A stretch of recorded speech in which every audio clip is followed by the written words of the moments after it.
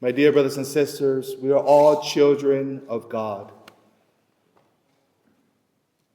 What does that mean to be a child of God?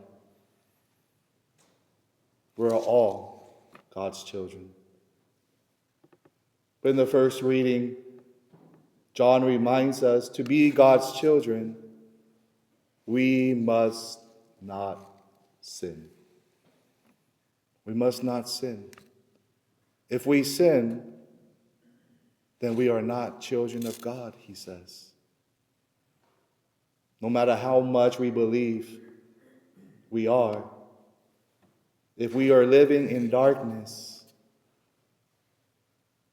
we are children of darkness. But if we live in the light of God's grace, the very image of the dove of the Holy Spirit descending down on Jesus Christ in the gospel today is the very first luminous mystery, illuminating ourselves in that reality. But the question is, why does sin consume us? He says it is lawlessness. To fall into sin is disorder. I often think, why does a bad person commit murder, murdering his or her parents or brothers and sisters? Why does a person hurt somebody else with gossip? Why does a child disobey his or her parent knowing that they love them? Doesn't make sense.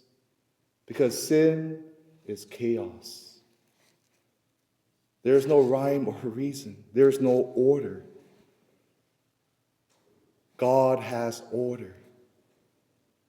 And when we look to God, that order is based off of what? Truth and love and justice.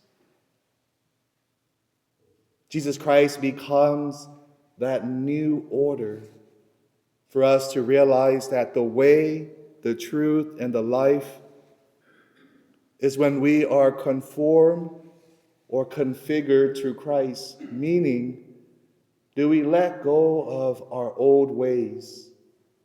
And do we start to believe, to be a child of God is to live in the Spirit of God, to live in that reality that we are given a divine.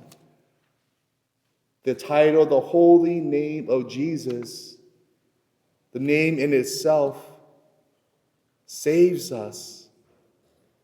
Saves us from what? Our own ego. Saves us in the moments when we are restless. How many times have we prayed, Jesus, save me. Jesus, help me. Jesus, give me the answer. I pray it every day.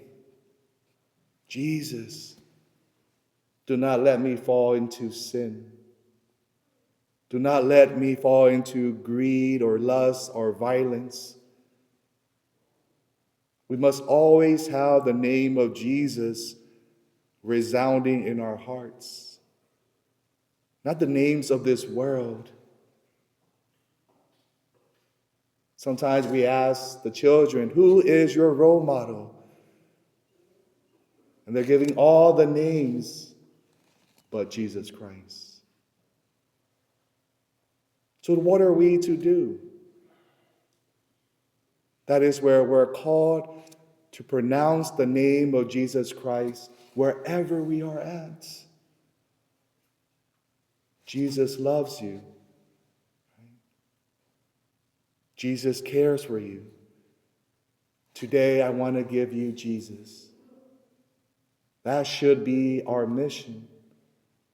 When we're baptized, God gave us that divine mission, the divine call.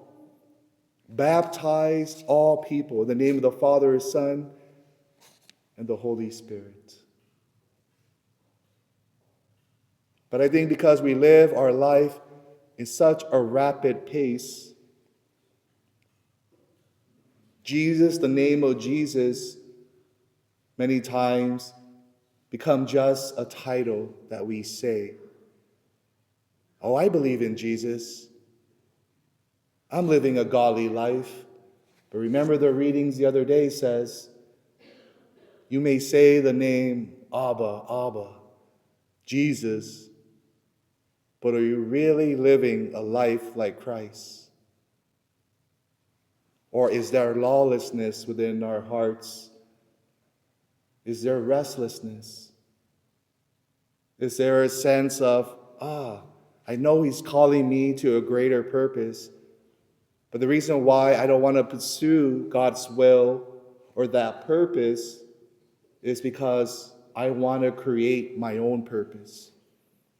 I want to do my own thing. I don't want to obey God. I don't want to obey God in my parents.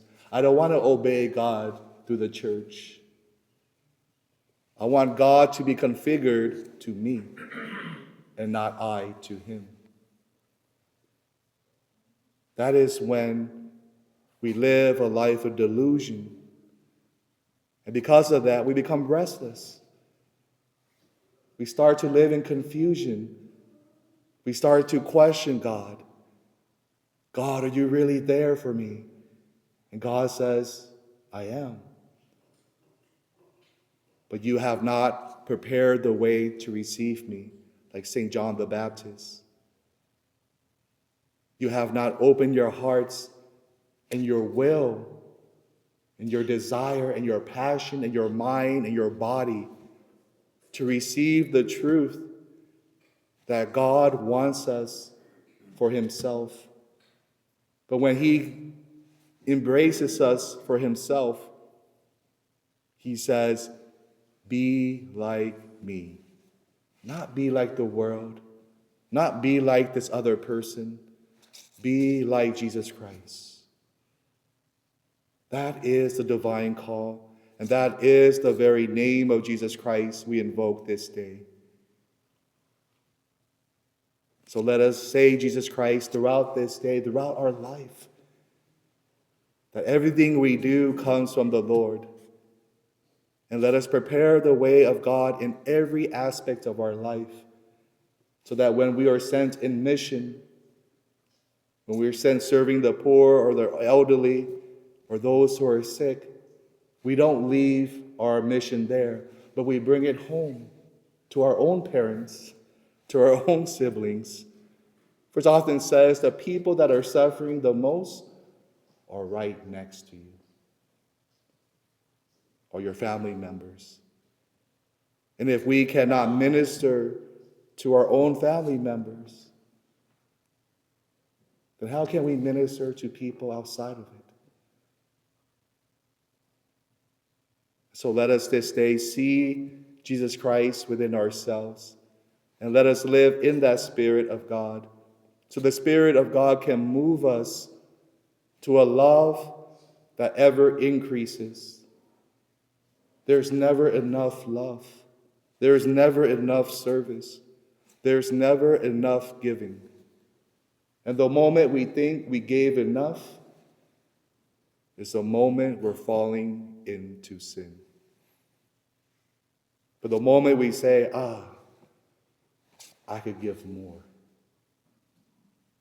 you will see, the more you give to God, the name of Jesus will be the greatest gift on your lips.